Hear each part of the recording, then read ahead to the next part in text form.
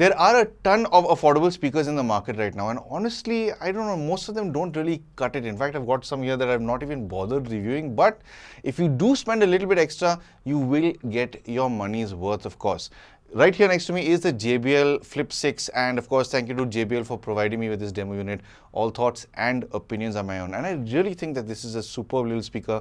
I have been spending time with it for a few months, in fact. So here's my quick take on this speaker. So let's jump straight in with how this is built. So in the box, you pretty much get everything you need. You get a whole bunch of literature, you get a charging cable, and you also get the speaker as well. When you take the speaker out of the box, you will notice that it is completely fabric wrapped right around it, except for the lower and upper section, depending on the orientation you're holding it in, of course. And of course, it does have the JBL branding on it. Now, I did find myself missing the original JBL orange color in this, but if you do tilt this a little bit, you will see they have included that yellow branding. So it's cool that they've got this little touch of orange over here as well. And when you flip it to the other side, you will see the little Flip 6 name over here, which is pretty cool. You do have a lanyard support over here, which also in fact is included in the box. This lanyard did come in the box. And over here, you will of course see the power button and the Bluetooth section. And what's cool is when you do switch on the power button, you will see a strip of light over here. And as you can see right now, it is at 100% charge. Then of course, you will have the Bluetooth logo that does light up over here. It is backlit when it is switched on. And of course, you do have the USB Type-C charging, which also does have that JBL orange accent in it. So it's nice that they've included this little touch to remind you, of course, that this is a JBL product. Under the power and Bluetooth buttons, you will see a little foot, which does have a purpose. So this is here so that the speaker doesn't roll away. And it also ensures that when it's placed on a desk, it is angled at the correct position so that the speakers are facing towards ear level, of course, when it is on a desk. Now, when you move over to the sides of the speaker, this is sort of a very interesting material. It is a plastic material, but a part of it is kind of translucent. It does look very tastefully done for sure. And this section here is a passive radiator with a little JBL exclamation mark and a very nice design to the rest of the passive radiator. Now, it is completely sealed, of course, on the side, so no water or dust can go into this. And speaking about that, it does have an IP67 water and dust resistant rating, which I think is pretty cool. So even if you take it to a pool or to the beach, it should be safe to have in those areas. And another thing I found really cool is these passive radiators are connected. So when you push against one, you will see the other one being pushed. I have seen some speakers that don't have this. They've got their own sort of chambers. And this is the best way to absolutely, take advantage of having a connected chamber. This will help with more bass response as well. Moving on to how you control this. Well, at the very top of the speaker, you do get 4 different buttons. Now, one is the play and pause button, of course, which is kind of self-explanatory. Then you have a plus and minus, which are also self-explanatory, which is up for volume and down for volume. And you do get this little infinity-like looking logo here, which is a button that JBL likes to call the JBL Party Boost button. Now, when you push this, it does enhance the audio to an extent where it balances everything out and gets a little bit louder. So, if you are planning on using this for louder music, this button could be the answer. I myself don't really like it too much, so I like to play around with the EQ within the app myself. Moving on to the features of this, well, it does come with Bluetooth, so you can sync with it with any phone or tablet or computer, of course, but you do get an app you can connect with. So this is called the JBL Portable app. So I'll quickly walk you through what the app can do. Of course, I'll throw it up over here. So as you can see, it's called the JBL Flip 6. And the thing is, what's cool about this app is you can also get more than one of these speakers. So right now, one is connected, but if you want a stereo setup or so on, you can, connect them so your phone can broadcast to more speakers at the same time, which is pretty cool. Then when you go into the actual speaker, you will see the speaker and the charge level in the app, which is pretty cool. Here again, you get the stereo grouping option. So if you do have another Flip 6 or if your friend has a Flip 6 and you just want to party or whatever, you can sync up those speakers. And honestly, listening to 2 speakers is always better than one. You'll get nice stereo separation and so on.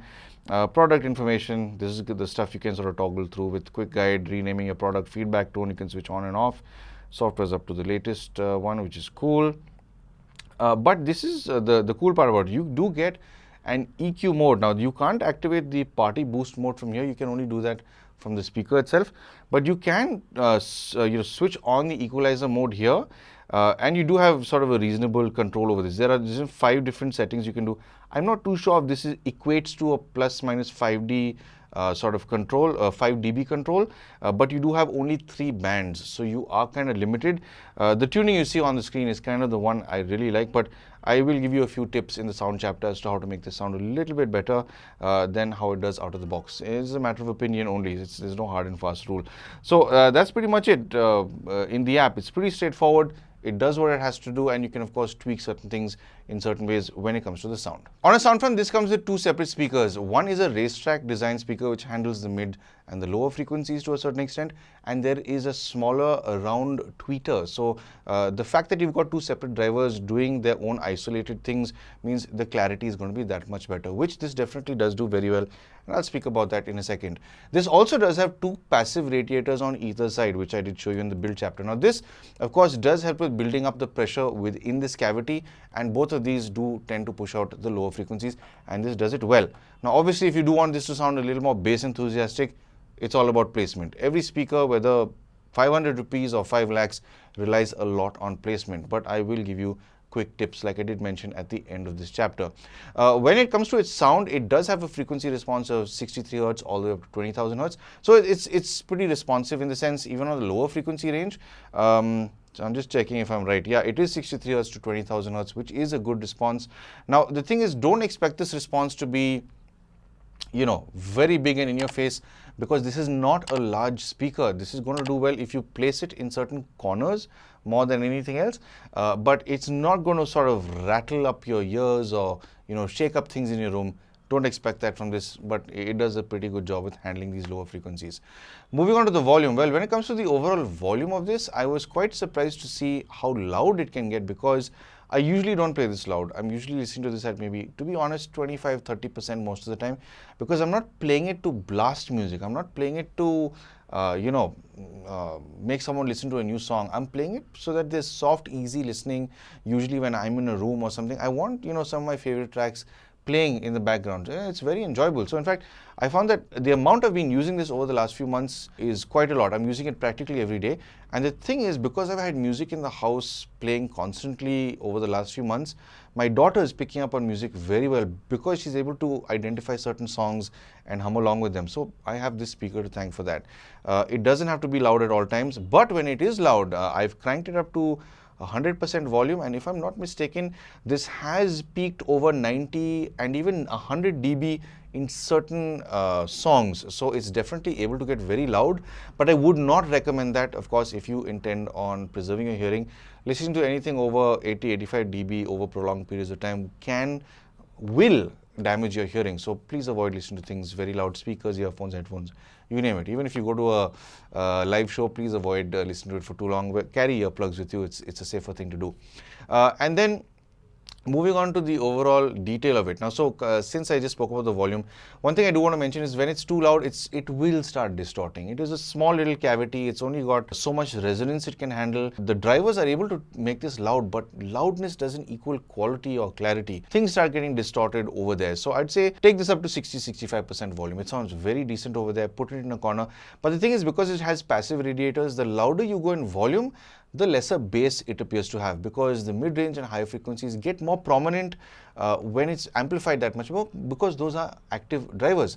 The passive radiators start to fall short the louder in volume you go. I'd say above 60-65% volume. But like I said, at 30% to 50% volume, it's kind of balanced. They do sort of level out very well. Clarity-wise, these things do a very good job. So if you're talking about imaging, detail retrieval is fine. It's good. I'm able to listen to or focus into guitars, vocals, percussion, all that stuff very well.